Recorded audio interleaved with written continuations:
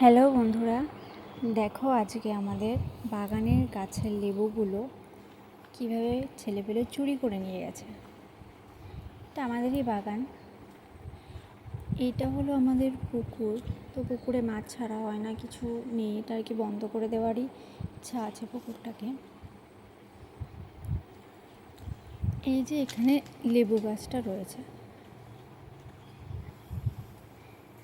একদম নিচে আছে এই দুটো লেবু, যেটা নিচ থেকে দেখতেই পাচ্ছ ভালোভাবে, হাত দিয়ে আমি ধরতে পাচ্ছি। এই দুটো আছে, আর ওপরে একটা রয়েছে, এই যে একটু ওপরে আছে, তাও হাত দিয়ে ভালোভাবেই ধরা যায়।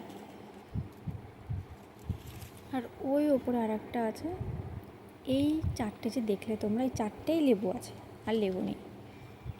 আর মাঠের দিকে যে ডালগুলো ঝুঁকে পড়েছে, ওইখানে অনেক কটা লেবু ছিল, তো সেগুলো সব চুরি করে নিয়ে গেছে। নিচে দেখবে সুপরি পড়ে আছে, এগুলোও চুরি করা হয়ে গেছে। তো নিচে কটা পড়ে আছে, এটা দেখেই বুঝলাম যে হ্যাঁ, এখান থেকে এগুলো নেওয়া হয়ে গেছে।